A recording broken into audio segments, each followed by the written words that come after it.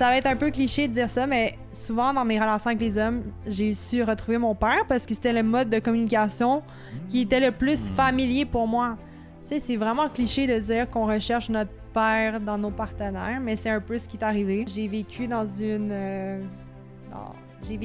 éducation où la femme devait moins parler que l'homme. À chaque fois que j'avais besoin de défendre mon point de vue ou quelque chose comme ça, j'allais parler avec ma mère parce que ma mère m'a vraiment appris à comment me faire entendre en tant que femme.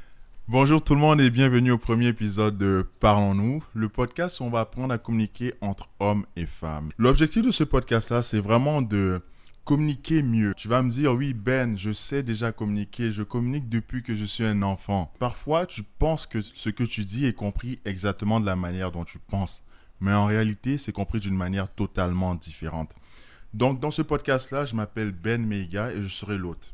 J'ai invité des femmes de plusieurs âges différents afin de comprendre comment on peut mieux communiquer entre hommes et femmes. Donc, je vais apporter la perspective masculine et ces femmes-là vont apporter la perspective féminine sur un horizon différent parce qu'elles auront tous des backgrounds différents et elles seront aussi des âges différents. Donc, vraiment, je veux, toi, t'aider à communiquer mieux. Donc, si tu es une femme, ce podcast-là va te permettre de comprendre comment les gars communiquent. Et si tu es un gars, ce podcast-là va te permettre de comprendre comment les femmes communiquent. Donc, je vais vous présenter rapidement ma première invitée qui s'appelle Annunciata, qui fait présentement une maîtrise en droit et intelligence artificielle. Donc, je vais te laisser parler un peu, s'il te plaît, Annunciata. Présente-toi aux spectateurs. Let's go! Bon, première chose, merci de m'accueillir aujourd'hui. Comme Ben le disait, mon nom c'est Annunciata. Étant donné que l'âge, c'est un aspect important de ce podcast, je vais dire mon âge. J'ai 26 ans. C'est vrai. Mais attends, les gars, vous la donnez quel âge au départ? Je sais pas. Elle avait l'air d'avoir quel âge? Non, j'espère plus jeune. Soyez gentils en commentaire. Mais ouais, c'est ça. Je suis étudiante à la maîtrise. Sinon, j'occupe aussi un emploi dans une agence de marketing. Alors, la communication, c'est un aspect très important de ma carrière. Donc, vraiment, je suis très content de t'avoir dans Merci. cet épisode-là, Annunciata. Je suis vraiment heureux de t'avoir vraiment comme première cobaye, en fait, de mon podcast. On va aller droit au but, en fait. C'est quoi qui définit une communication réussite? Qu'est-ce qui rend une communication efficace, selon toi?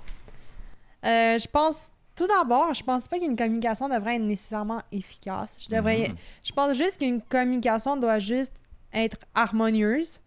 Je pense qu'une communication entre hommes et femmes, par exemple, doit être précise dans les propos. Je pense qu'on ne doit pas passer par 14 chemins pour essayer de dire quelque chose. Je pense qu'on doit être assumé dans nos propos. Et c'est quelque chose que j'ai appris avec l'âge, justement. Là. Je fais comme si j'avais 30 ans et plus, mais je veux dire, avec l'âge, j'ai appris à être plus assumé dans ce que je veux dire, puis à être vraiment clair, au lieu de passer par 14 chemins, parce que les femmes sont reconnues pour faire ça. Tandis que les hommes vont droit au but. Fait que je pense que c'est la principale différence entre les deux sexes.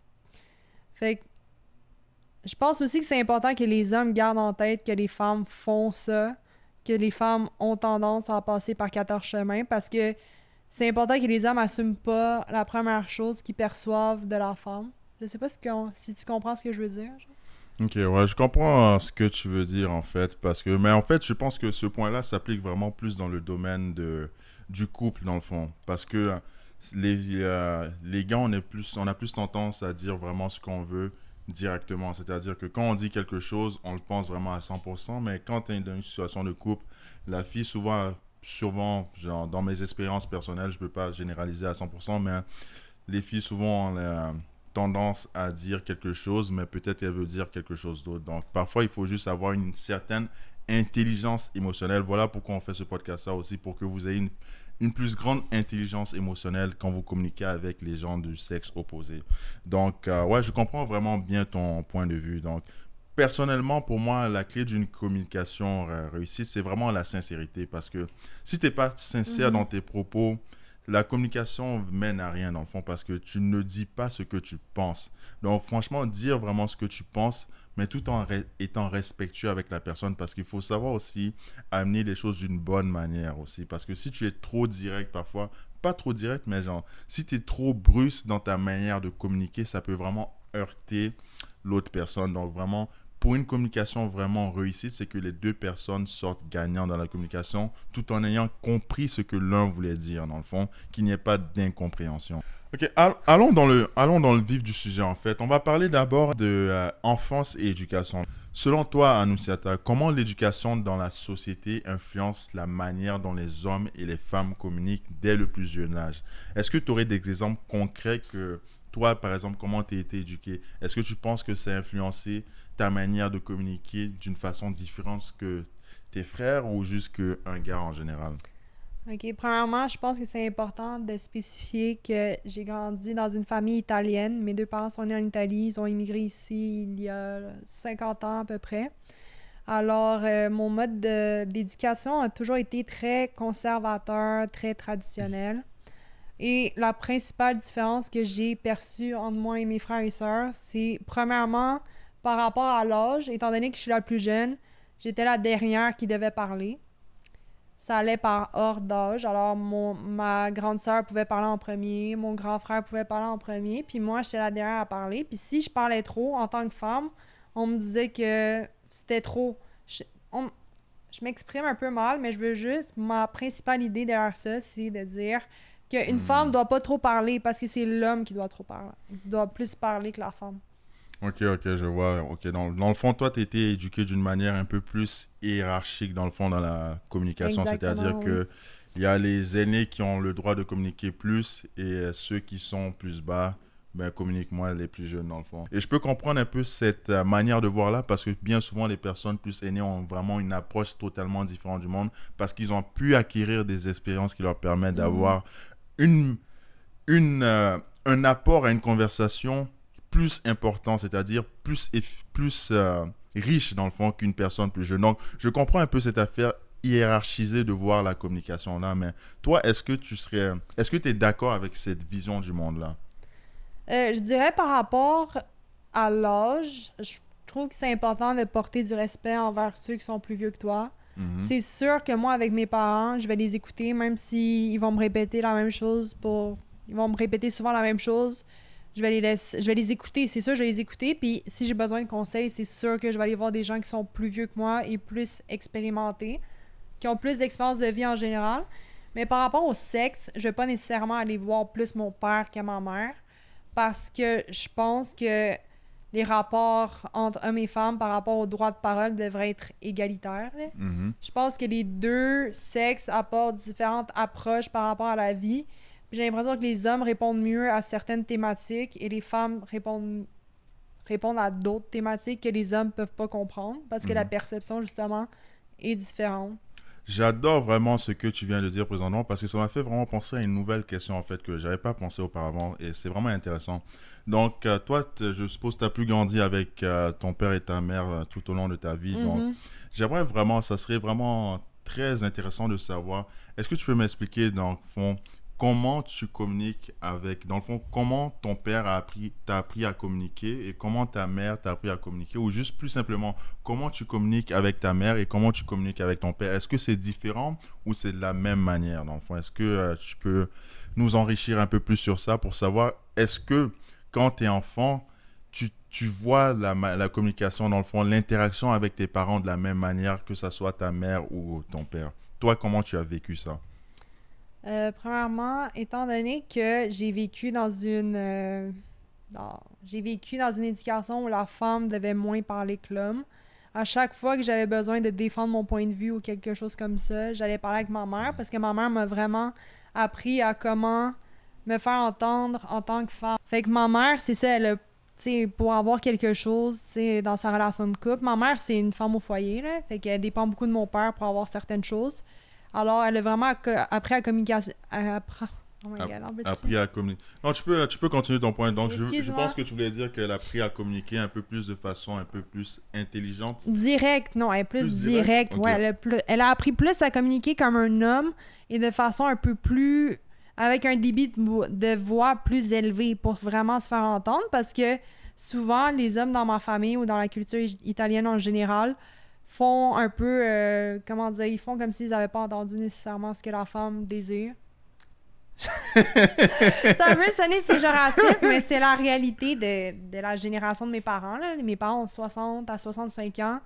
Puis c'est ça, fait que ma mère, tu sais, financièrement est dépendante de mon père, fait qu'elle a besoin vraiment de communiquer de façon claire et précise ce qu'elle attend de mon père, parce que mon père, ça va pas lui venir intuitivement de faire certaines choses pour ma mère.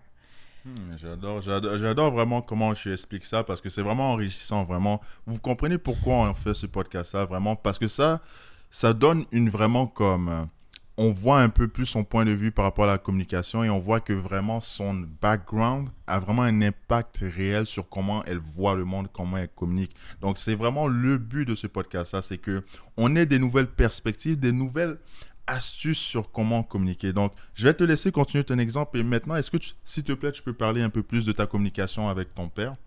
C'est ça. Alors, j'ai un peu répliqué les patterns de ma mère par rapport à comment elle communique avec mon père. Fait que quand j'étais plus jeune, mon père, c'est un homme qui a bâti sa propre compagnie, là. Mon père est arrivé ici, il a bâti sa propre vie. Gros gars.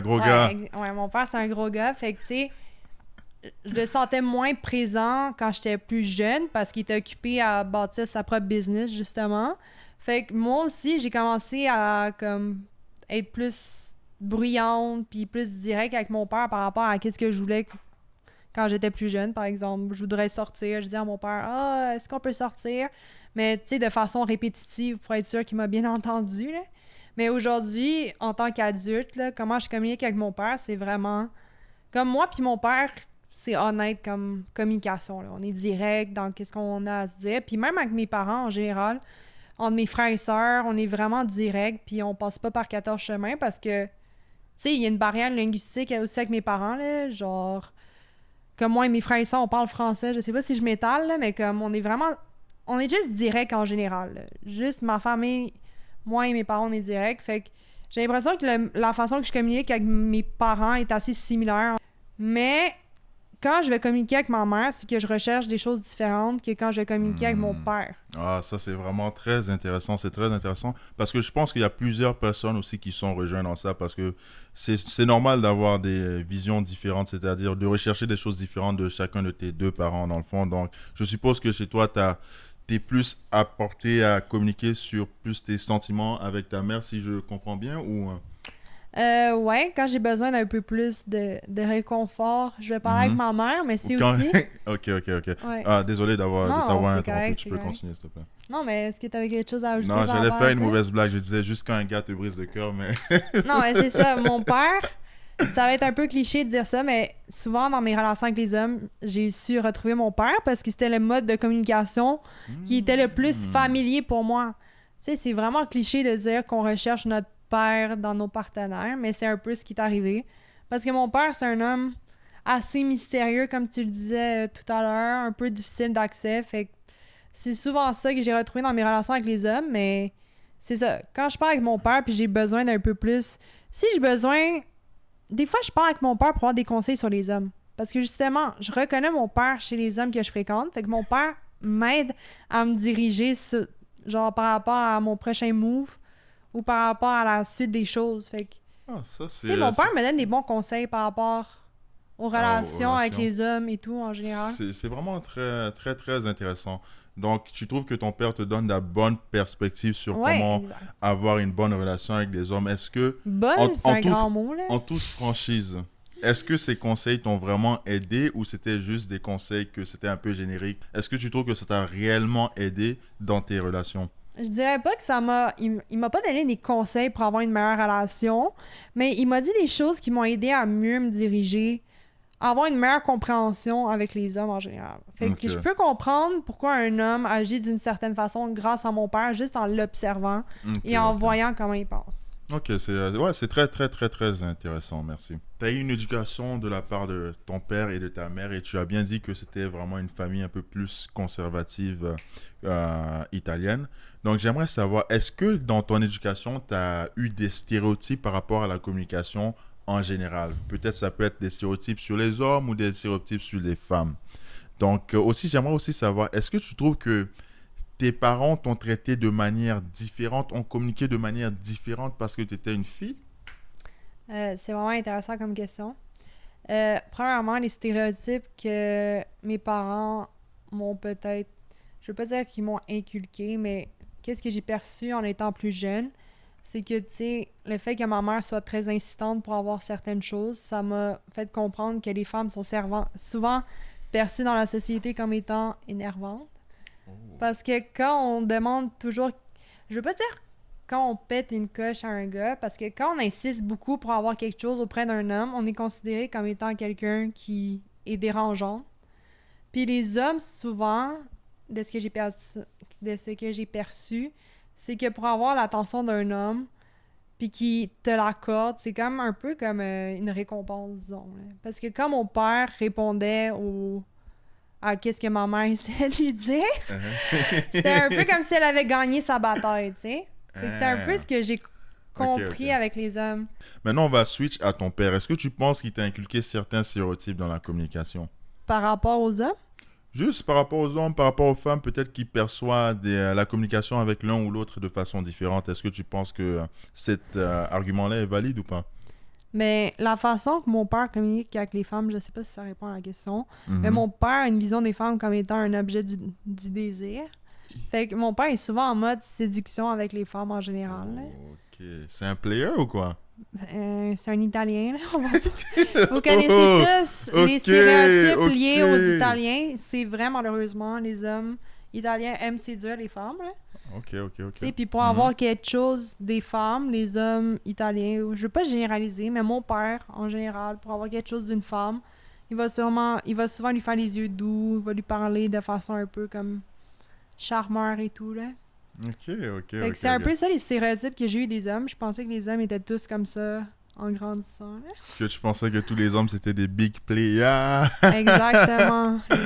Ah, ok, je vois. Donc ça veut dire que il t'a pas vraiment inculqué des stéréotypes, genre directement pour dire que les gars ils sont vraiment comme ça, ou les gars c'est ci ou ça. C'est vraiment juste sa manière de se comporter qui t'a fait avoir une vision un peu biaisée des hommes en général. Exactement. Ok, c'est parfait.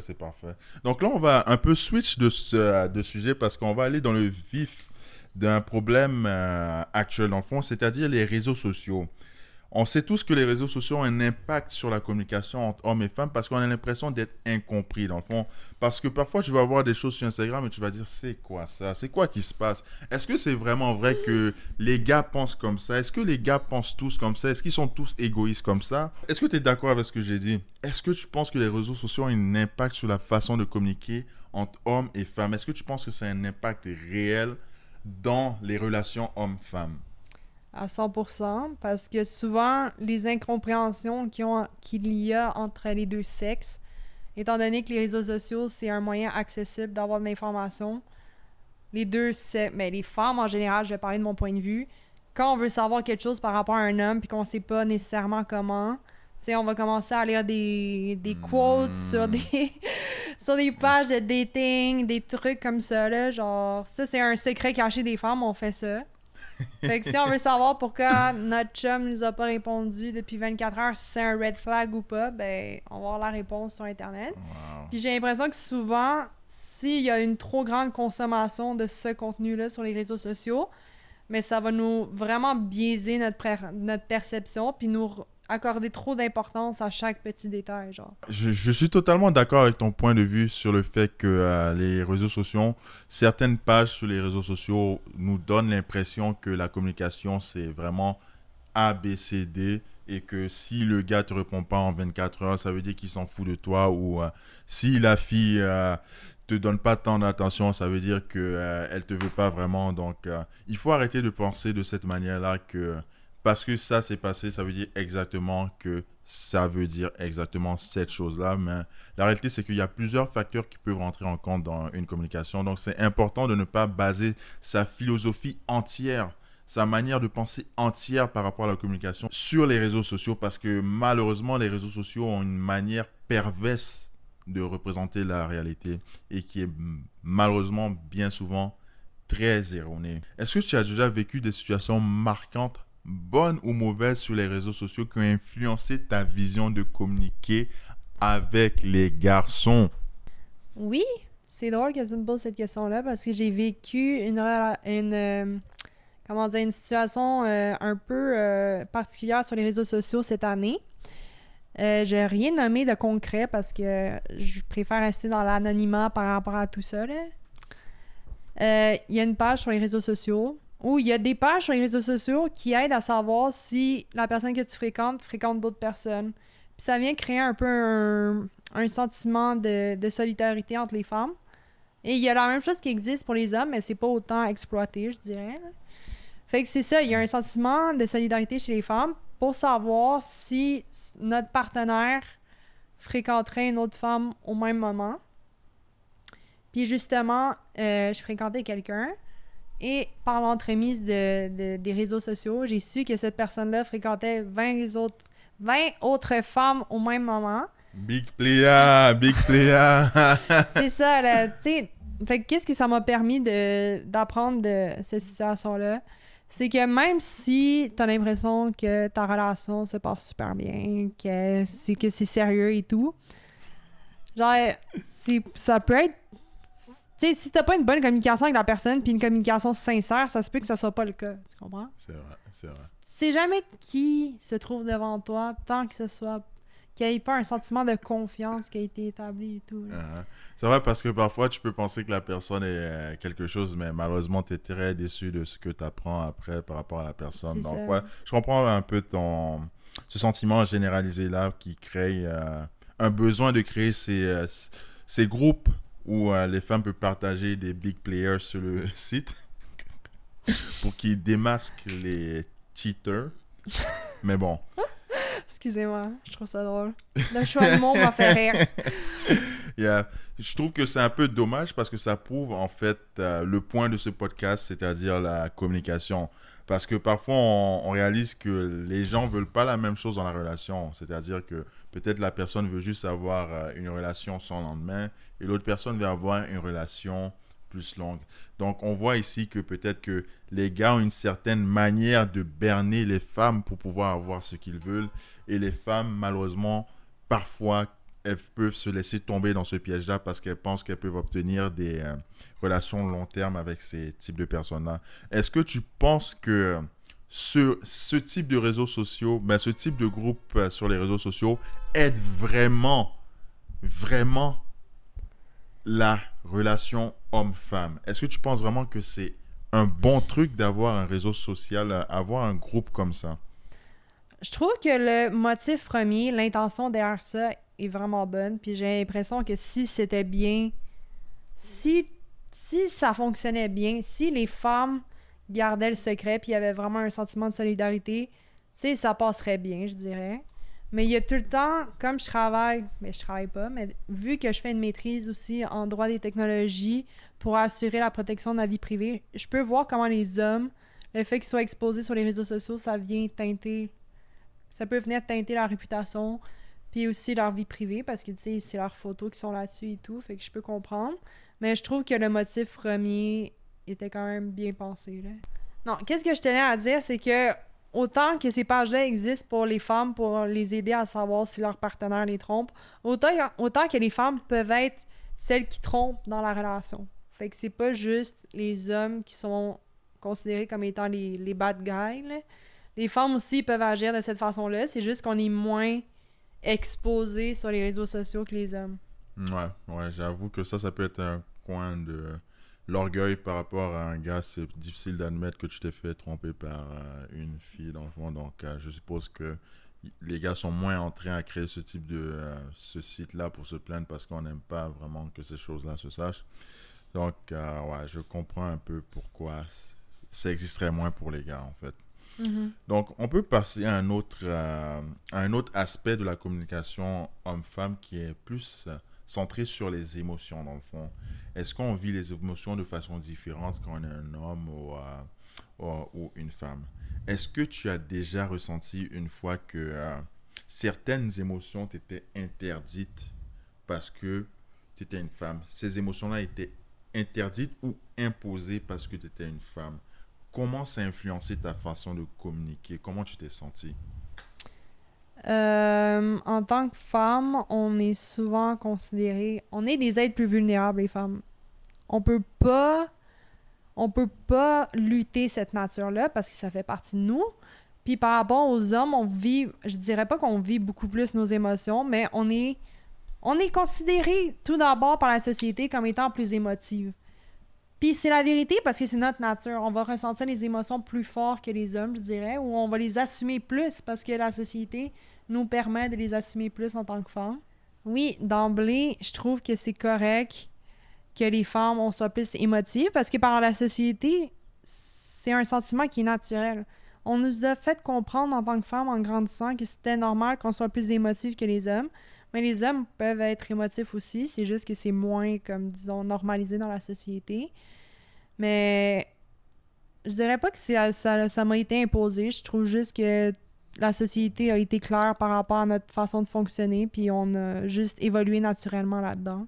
Étant donné ces contextes-là que les filles sont portées à être un peu plus émotionnelles dans la société, est-ce que selon toi, est-ce qu'on devrait encourager un monde où les gens doivent s'exprimer librement sans se sentir jugés? Oui, je trouve qu'on devrait encourager ça, mais malheureusement, je trouve que les stéréotypes par rapport aux hommes et par rapport aux femmes, tu sais, le fait que comme les hommes sont moins émotifs et tout, je trouve que ça vient jouer un peu dans notre perception de vouloir, pas notre perception, mais notre façon de communiquer librement.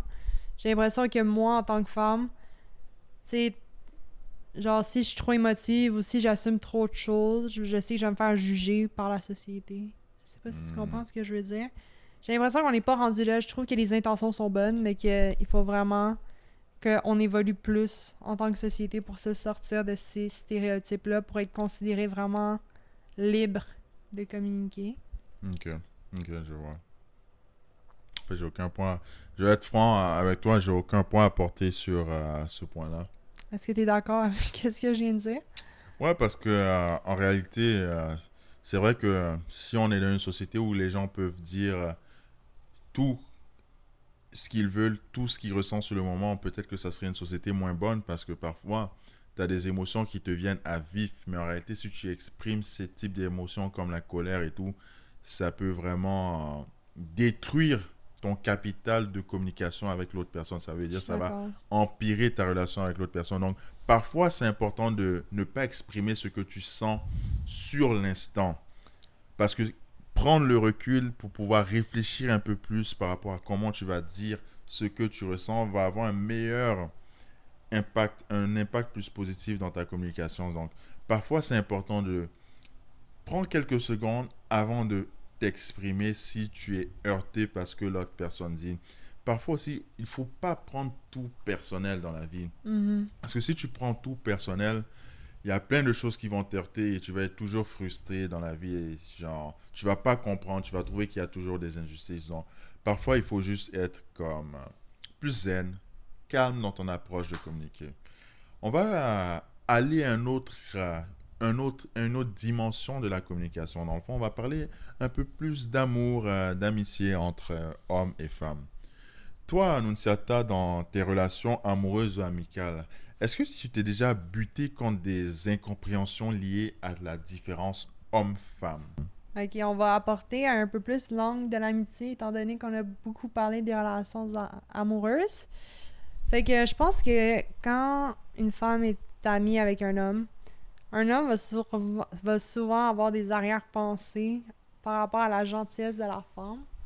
Exemple, nous, des fois, on veut sincèrement avoir des amis hommes parce que ces amis hommes-là nous donnent des conseils par rapport aux hommes qu'on veut vraiment.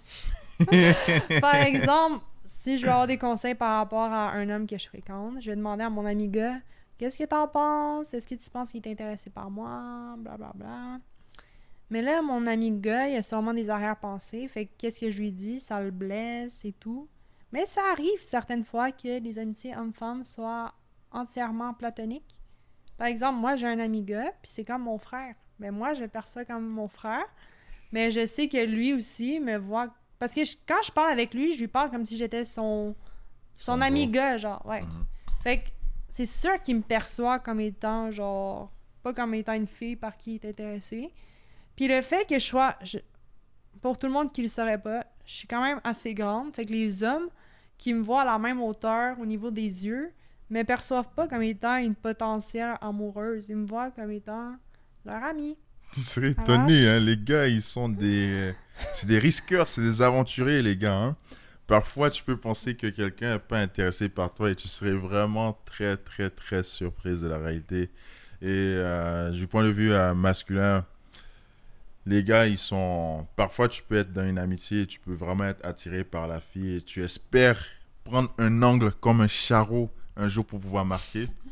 Donc, parfois, la fille, malheureusement, peut penser que le gars a vraiment envie d'être ami avec elle. Mais malheureusement, c'est que il y a plein de gars qui se mettent en amitié avec des filles qu'ils aimeraient juste avoir comme compagne. En fait, Anoussiata, quel conseil tu donnerais aux filles et aux gars dans l'amitié? Quel conseil te vient vraiment en premier? Amitié fille-gars. Malheureusement, j'ai l'impression qu'il n'y a pas de conseils à donner nécessairement parce que je trouve que ces situations-là sont inévitables. J'ai l'impression qu'il y a toujours un des deux parties qui va souvent avoir des arrière-pensées dans leur relation d'amitié parce que, oui, ils vont dire « Ok, cette personne-là est mon amie, mais qu'est-ce que cette... Je m'entends tellement bien avec cette personne-là, est-ce que ça pourrait être plus? » C'est sûr qu'il y a des questions qui se posent à ce niveau-là, puis je trouve que c'est inévitable. Mais les conseils que je donnerais aux femmes, c'est d'être plus sensible au fait que ton ami gars pourrait avoir des sentiments pour toi. Alors, avant de lui parler d'un autre gars, pose-toi la question, est-ce que mon ami est intéressé par moi? Le contraire peut être aussi vrai pour les hommes par rapport à leur amie fille aussi.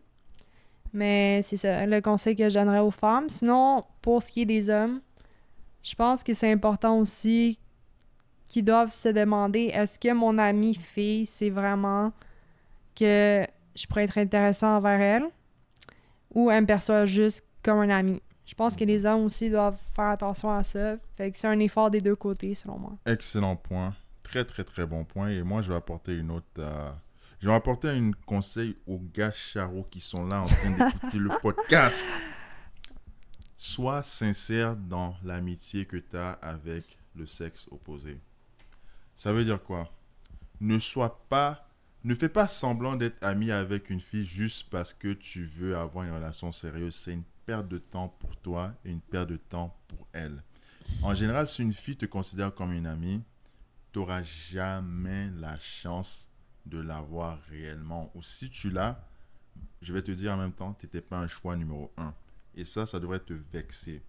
Si tu n'es pas un choix numéro 1, qu'est-ce que tu fais à attendre pendant des années? Ça te ramène à rien.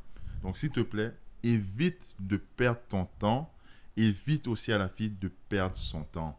Sois seulement impliqué dans des amitiés sincères. Et ce conseil-là, je le donne aux gars parce que c'est les gars qui ont ça. Malheureusement, vous n'êtes pas sincère dans les amitiés que vous avez. S'il vous plaît, si tu es attiré physiquement par une fille, c'est pas ton ami. Non, désolé. Si tu veux une relation avec une fille que tu considères ton amie, c'est pas ton ami. Est-ce que tu es d'accord avec ce point-là? Est-ce que c'est amitié si le gars pense à coucher avec la femme? Question qui tue. Non, mais je pense pas qu'il y a aucune chance que ça se transforme en amitié. Je pense que le fait que tu sois attiré envers ton ami fille... Tu veux dire que ça se transforme en couple? En couple, désolé. Je pense que le fait qu'il y ait une attirance, ça peut être des deux côtés. Puis je pense que ça dure juste une fraction de seconde. Je pense qu'éventuellement, les deux vont passer à autre chose. Puis vont... Toi, tu connais pas les gars, on dirait, là. Mais c'est ça, c'est pour ça qu'on parle aujourd'hui. Ouais, t'as raison. C'est une fraction de seconde, mais c'est vraiment pas une fraction de seconde. Dans le sens que si un gars te trouve belle, je sais pas, ça va pas changer comme ça, là. S'il te trouve physiquement belle, comment tu veux qu'il oublie qu'il te trouve physiquement belle? C'est impossible qu'il oublie de te trouver physiquement belle. Il va te trouver quand même physiquement belle. Il va juste abandonner le fait que toi, le fait que, genre... Il va juste accepter le fait que toi, tu veux rien de plus. Mais en réalité, si tu donnes juste un petit espoir, il va marquer. Ouais, mais éventuellement, il va peser les pour et les contre, puis il va se rendre compte que l'amitié est plus importante que l'attirance physique. Je te garantis qu'il va pas peser les pour et les contre. Non, mais il va juste accepter. Du moment que tu donnes une chance, il va sacrifier l'amitié à 100%. 100%. Même si tu lui donnes la chance de faire un one night, le gars va accepter. Il est prêt à sacrifier l'amitié à 100% pour get ça au moins. Il y a des gars qui vont faire des siècles en faisant semblant d'être amis et après, genre, la fois qu'ils ont l'opportunité, ils vont direct sans réfléchir. Là, c'est des charros, là. Ouais, je pense que t'as raison. malheureusement, par exemple, tu vois sur Internet, les filles qui disent que « Oh, j'ai un meilleur ami gars, c'est tellement un bon gars, c'est tellement un bon frère, c'est tellement mon boy. » Après, le gars, il dit « Ben, s'il te plaît, est-ce que tu peux appeler ton ami et dire que tu aimerais coucher avec lui ?» Et malheureusement, tu vois, comme à 95% du cas, le gars, il dit « Oui, je suis down de coucher avec toi. » Et donc, c'est vraiment triste parce que ça prouve vraiment que les gars sont pas sincères dans les amitiés avec les filles. Et ça, c'est vraiment un truc que j'aimerais partager aux filles qui regardent ce podcast-là, s'il vous plaît. Réévaluez vos amitiés avec les gars parce que bien souvent, les gars que vous pensez que c'est vos amis, malheureusement, grosse partie des gars que vous pensez sont vos amis aimeraient vous avoir. Je pense que c'est une vérité que tout le monde sait, mais que personne dit tout haut. C'est ça. Malheureusement, malheureusement. Et je trouve ça dommage, les filles qui savent que le gars, il veut plus, mais tu utilises son attention pour avoir une amitié. Mais tu sais que le gars, en réalité, il veut pas une amitié, il veut plus avec toi. Donc, pourquoi perdre le temps du gars et pourquoi perdre le temps toi-même aussi, tu perds ton temps? Malheureusement, les êtres humains ont besoin d'être valorisés. Alors, quand tu sais qu'il y en a un qui va toujours être là pour toi, puis qui va toujours te remonter quand ça va mal avec les autres hommes, puis que ton ego est heurté, ben... Ok, donc je vois. Donc le gars, il te réconforte, il fait le super héros. Exact. Dans le fond, dans le fond, c'est ton super héros quand la vie va mal et tout. Et donc, il prend tous les pots cassés, il n'a aucun bénéfice. Ben, il prend pas les bénéfices de la relation parce que en réalité, lui, c'est la relation qu'il veut. Donc, il prend tous les pots cassés, il n'a aucune des récompenses qu'il veut vraiment avoir, c'est-à-dire Mais il relation. va avoir l'opportunité de donner un câlin à son ami. Les gars, vous voyez, c'est l'exemple parfait de pourquoi je vous dis évitez de perdre votre temps dans Moi, ce je type fais de pas ça relation-là, personnellement, s'il vous plaît. mais tu sais, il y a des femmes qui font ça, là. Il y a des femmes, en fait, soit cash. Si tu avais un pourcentage à donner, combien dans ton expérience personnelle, tu évalueras à combien de pourcents les filles qui savent que les gars veulent vraiment avoir une relation avec eux, mais elles font Un bon semblant de la friend 75%. zone. 75%? Au moins, un bon 75%. Là. Wow. Je vais pas mettre tout le monde dans le même bateau, là, mais je dirais Donc que... ça veut dire que quoi? Donc, quand la fille dit qu'elle est un ami gars, donc on devrait dire à 75% elle sait que l'ami gars est down pour elle. C'est ce Mais que là, t'es en c'est train pas de dans dire. tous les cas que le gars est down pour elle. Par Mais à exemple, moi... 75% des fois qu'on va entendre ça, c'est ça qu'on devrait interpréter ou pas? Non, mais les femmes sont conscientes que les hommes, les amis hommes, ont souvent eu des arrière-pensées par rapport à elles. Mhm. Mais éventuellement, comme on a dit tantôt, les hommes finissent par accepter le fait qu'il y aura rien qui va se passer. Fait qu'ils acceptent juste d'être l'ami de la fille. Fait que, tu sais, c'est ça que ça devient, là, une amitié. Ouais. Ça devient une amitié, mais unidirectionnelle. Donc, en réalité, est-ce que c'est vraiment une amitié? Personnellement, je trouve que non. Quand une personne est attirée par l'autre, c'est pas une amitié. Mais je trouve pas que c'est blanc ou noir, là. J'ai l'impression que éventuellement il y a un mutual understanding de la situation, là. Ouais. Ouais, je comprends. Il y a un mutual understanding du fait que... Parce que les gens évoluent, là. On reste pas tout dans la même place non plus, là. Ouais, t'as vraiment raison. T'as vraiment raison. Mais je dis que quand, dans la situation précise, il y a une attraction sexuelle, c'est pas de l'amitié. C'est ça que je veux te dire. Mais ça dépend à quel point l'autre personne va passer par-dessus, puis à quel point ils vont juste accepter les deux d'être amis, là. Mais est-ce que tu crois que les gars... Parce que je te dis, en point de vue d'un gars, je dis c'est vraiment difficile d'un gars de surmonter son attraction par rapport à une femme pour devenir son ami. Donc, oui, il va devenir son ami, il va faire toutes les choses d'un ami, mais la fois qu'il aura une chance de marquer, il va marquer à 100%. J'en Il doute va pas. même pas réfléchir deux fois. J'en doute pas. Il va juste marquer, c'est tout.